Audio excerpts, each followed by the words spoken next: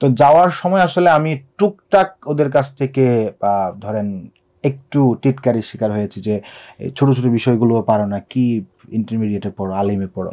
আচ্ছা, তো ওই জায়গা থেকে আমি একটু ট্রিগার্ড ছিলাম যে ইংরেজি জিনিসটা কি, পারবো না কেন, পারতেই হবে আমাকে। আচ্ছা। তো ওখান থেকে আমি মানে আমার একটা রুটিন হয়ে গিয়েছিল যে আমি যাই করি না কেন, ইভেন যদি ঈদের দিনও হয়, আমি অন্তত 1 ঘন্টা ইংরেজি পড়বো। তো আলিম ফার্স্ট ইয়ারের শেষ দিক থেকে সেকেন্ড ইয়ারের শুরুর দিক থেকে, তো ওই ছিল আমার ইংরেজি পড়ার শুরু। এরপরে যখন অ্যাডমিশন টেস্টে ইংরেজি পড়তেন, ওই টেক্সট বুক পড়তাম আর গ্রামার পড়তাম, ওই ইন্টারমিডিয়েটে যা থাকে আর কি সাধারণত। আর টুকটাক ইংরেজি পত্রিকা পড়ার চেষ্টা করতাম, খুব বেশি বুঝতাম না কিন্তু পড়ার চেষ্টা করতাম। ঈদের দিন কি পড়ছেন?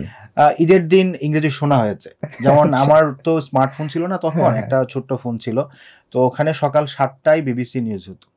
তো ওই ব্রিটিশ অ্যাকসেন্ট খুব বেশি বুঝতাম না কিন্তু শোনার চেষ্টা করতাম, মানে কান লাগিয়ে শুনে থাকতাম, যাই বুঝি আর কি। তো ওই ইংরেজির প্রতি ওই সময় থেকে এক ধরনের জেদ থেকেই পড়া আর কি। একজন আমার ইংলিশ টিচার ছিলেন, আমি নাম উল্লেখ করব না আর কি। তো উনি একটু ধরেন আমরা থাকে না যারা একটু ইংরেজি পারে, একটু ভাবসাব দিতেন যে, তো সে জায়গা থেকে আমার একটা মানে ট্রিগার পয়েন্ট ছিল যে না, এই ভাবসাব আপনি যে নিয়েছেন সেটা আমি দেখাই দিব যে আমিও ভাবসাব নিতে পারবো। ভাবসাব নেই না, মানে আমিও ইংরেজি পড়তে পারি চাই। মানে আমাদের গ্রামে একটা মনস্তত্ত্ব ছিল, আমার আশেপাশে কয়েকজন মানে শিক্ষিত মানুষজন ছিলেন আমার আত্মীয়দের মধ্যে, তারা মাদ্রাসা শিক্ষার্থীদেরকে প্রতিনিয়ত হেয় করতেন।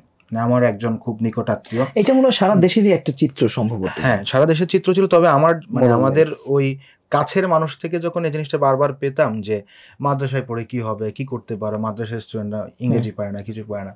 তো এরপরে আমার মনে হয়েছে না, yes it's time to proof যে আমি কিছু করতে পারি।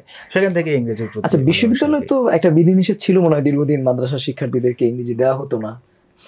আমাদের আগের ব্যাচ, যেটা আমরা ইংলিশ ডিপার্টমেন্টে 13তম ব্যাচ, 12তম ব্যাচ থেকে এই রেস্ট্রিকশনটা উঠে যায় আর কি। এর আগে 11 ব্যাচ, 10 ব্যাচ, 9 ব্যাচ, মানে এর আগের যে ব্যাচগুলো ছিল তখন মাদ্রাসায় পড়লে ইংরেজি পড়তে দেয়া হতো না। তখন একটা কারণও ছিল অবশ্য, ইংরেজি মাদ্রাসায় ইংরেজি সেকেন্ড পেপার 50 নম্বরের ছিল মনে হয়, ফার্স্ট পেপার সেকেন্ড পেপার মিলে। অর্থাৎ কলেজে যেরকম 200 নম্বরের ইংরেজি ছিল, সেই সময় সম্ভবত 200 নম্বরের ছিল না আর কি। তো আমাদের পূর্বের ব্যাচ থেকে 200 নম্বরের ইংরেজি ইন্টারমিডিয়েটে চালু হয়েছে মাদ্রাসায়, এরপর থেকে ইংরেজি নেওয়ার সুযোগ ছিল আর কি। আচ্ছা, এটা কি মাদ্রাসা শিক্ষার্থীদের প্রতি শেখ হাসিনা গভর্নমেন্টের একটা মানে কি বলা যায়, মানে তারা একটু জাস্টিস করেছে বা এই ধরনের কোনো বিষয়?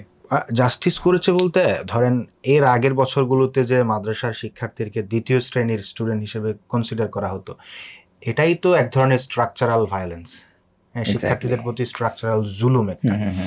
আপনি যখন একটা শিক্ষা ব্যবস্থা দেশের মধ্যে জারি রাখছেন, সেখানে আপনাকে শিক্ষার্থীরা যখন উঠে আসার সুযোগ পাচ্ছে, ইউনিভার্সিটিতে ভর্তির সুযোগটা দিচ্ছে, তখন তাকেও এই ওয়াইড স্প্রেড সুযোগটা দেওয়া দরকার যে সে যেটা ইচ্ছে পড়বে। তা সে যদি কোয়ালিফাইড না হয় ইংরেজি পড়ার জন্য, সে অটোমেটিকলি ঝরে পড়বে।